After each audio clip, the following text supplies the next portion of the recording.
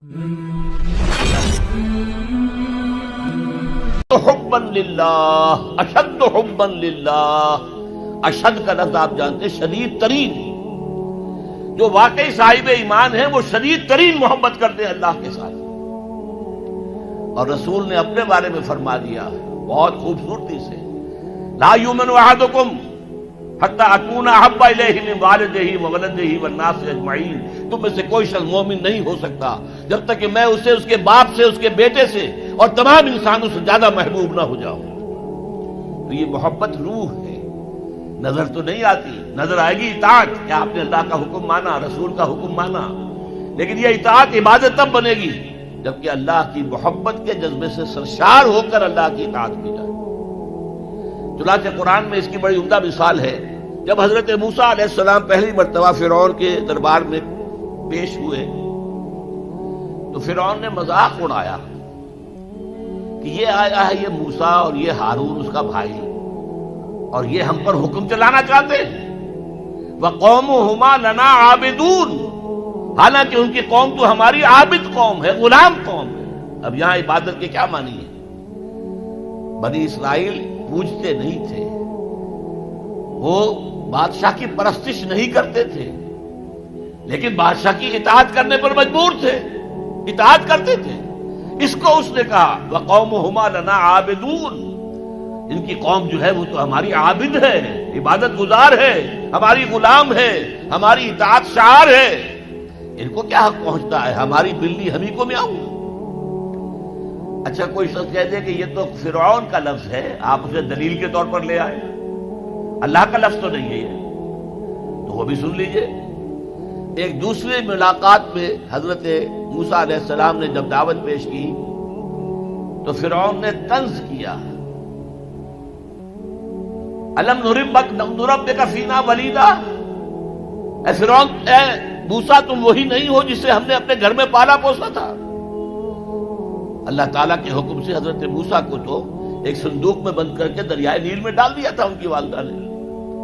وہ محل کے پاس سے گزر رہا تھا کہ وہاں کچھ عورتیں جو ہے دریا پر آئی ہوئی تھی نہانے وغیرہ کے لیے، انہوں نے وہ تابوت جو تھا صندوق وہ پکڑ لیا، اس میں حضرت موسیٰ نکلا ہے، اور اتنے خوبصورت تھے یہ فوراً سمجھ میں آ گیا تھا یہ کوئی اسرائیلی ہے، اور اسرائیلی بچوں کے بارے میں حکم تھا کہ فوراً قتل کر دو، اگر لڑکا ہو، لڑکی ہو تو زندہ رہنے دو۔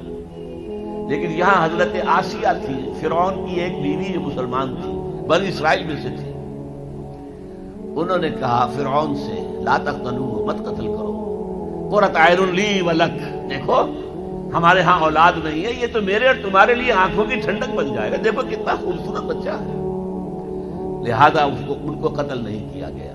اللہ تعالیٰ نے ایک جگہ سورہ طٰہٰ میں احسان گنایا ہے حضرت موسیٰ پر، وَأَلْقَيْتُ عَلَيْكَ مَحَبَّةً مِّنِّي، میں نے اے موسیٰ تم پر اپنی محبت کا پردہ ڈال دیا تھا، ایسی محبت خدا بندی، ایسا ان کا جذبہ ابھرا لوگوں کے اندر کہ حضرت موسیٰ کو غضب نہیں پہنچایا گیا، محل میں پلے ہیں۔ تو اس کے بعد فرعون کی اس وقت تک اولاد نہیں تھی، بعد میں اولاد ہو گئی، لیکن وہ جو بعد میں اولاد ہونے والا جو ہے پیدا ہونے والا شہزادہ، وہ حضرت موسیٰ کو اپنا بڑا بھائی سمجھتا تھا۔ تو حضرت موسیٰ کو جب تانا دیا الم نربک فینا ولیدا، اے موسیٰ تم وہی نہیں ہو جس سے ہم نے بچپن میں پالا پوسا تھا، ہمارے ٹکڑوں پر پلے اور آج ہمارے منہ کو آ رہے ہو۔ اس کا جواب کیا دیا حضرت موسیٰ نے، وَتِلْكَ نِعْمَةٌ تَمُنُّهَا عَلَيَّ أَنْ عَبَّدْتَ بَنِي إِسْرَائِيلَ، بڑا احسان کیا تو نے کہ مجھے اپنے گھر میں پال دیا اور میری ساری قوم کو غلام بنا رکھا ہے۔ ان عبدت بنی اسرائیل، یہاں بھی لفظ عبادت آیا، تو لفظ عبادت کا پہلا اطلاق اطاعت پر ہے، البتہ اس کی روح جو ہے وہ محبت ہے، روح نظر نہیں آئے گی، جسم نظر آئے گا، لہذا عبادت کا جسم اطاعت، اللہ کی اطاعت ہمہ تن ہمہ وقت ہمہ وجوہ، اور اللہ کی اطاعت کا راستہ اللہ کے رسول کی اطاعت۔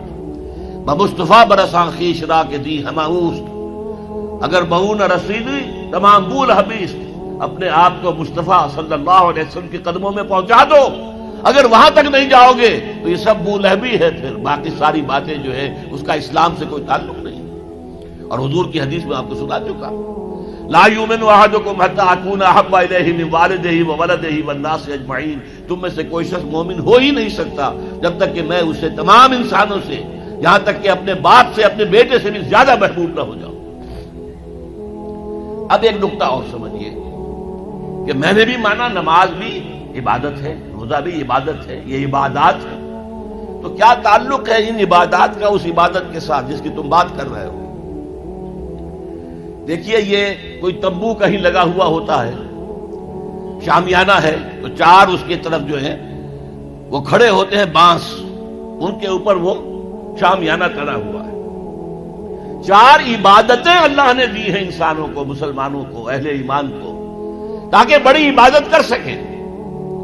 یہ بڑی عبادت ہمہ وقت، ہمہ تن، ہمہ وجوہ اللہ کی اطاعت کرنا آسان کام نہیں ہے۔ ہمارا نفس ہے جو برائی کی طرف ہمیں آمادہ کرتا ہے، شیطان لعین ہے، اس کی سلبی اور مانوی ذریت ہے، وہ ہمیں برائی کی طرف دھکیلتے ہیں۔ پھر مال کا لالچ ہے، وہ ہمیں بری طرف دھکیلتا ہے۔ ہمارے نفس کے تقاضے ہیں، چٹخارا چاہیے، عیش چاہیے، یہ ساری چیزیں جو ہیں ان کے ساتھ مقابلہ کریں گے تو اللہ کی بندگی کر سکیں گے، اللہ کی اطاعت کر سکیں گے، اللہ کی عبادت کر سکیں گے۔ لہذا چار عبادات دے دی، چار یہ بانس، چار ستون جن پر چھت کھڑی ہوئی ہے عبادت کی، عبادت۔ اور وہ ستون نمبر 1 کیا؟ نماز۔ کس لیے؟ تاکہ بھول نہ جاؤ کہیں۔ 5 دفعہ دن رات میں نکلو اپنے کاروبار سے، صبح نیند بڑی ٹھنڈی ہوتی ہے، بڑی ٹھنڈی ٹھنڈی ٹھنڈی ہوا، ساری رات حبس رہا ہو تب بھی صبح ضرور کچھ نہ کچھ ہوا چلتی ہے۔ مریض ساری رات تڑپتا رہا ہو لیکن صبح کے وقت آ کر اسے کچھ نہ کچھ سکون آتا ہے۔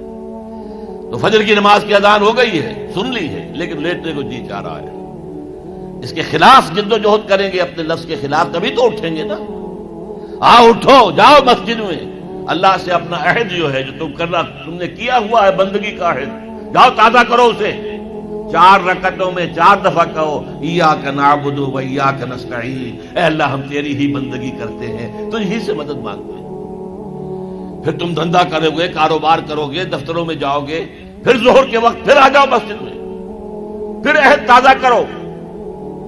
پھر کوئی تھوڑا سا قیلولہ کر لیا، کوئی تھوڑا سا آرام کر لیا، کچھ کھانا کھایا، پھر گئے اپنی دکان پر، لیکن پہلے عصر کی نماز پڑھ لو، پہلے تم اپنا عہد جو ہے پھر تازہ کر لو، پھر غروب وقت، غروب سورج کے وقت پھر تازہ کرو، رات کو سونے سے پہلے پھر تازہ کرو۔ حفیظ جالندری کا بڑا عمدہ شعر ہے کہ سرکشی نے کر دیے دھندلے نقوش بندگی، آؤ سجدے میں گرے لوح جبین تازہ کرے۔ یہ ہماری یہ سلیٹ ہے، لوح تختی ہے، اس پر لکھا ہوا کہ ہم اللہ کے بندے ہیں، لیکن سرکشی جو اندر سے آ رہی ہے نفس کی، اس نے اس لوح کے اوپر جو لکھا ہوا ہے ہم اللہ کے بندے ہیں، اسے دھندلا کر دیا ہے۔ آؤ سجدے میں گریں، زمین پر اپنی اس پیشانی کو رگڑیں، تاکہ وہ جو نقش ہے بندگی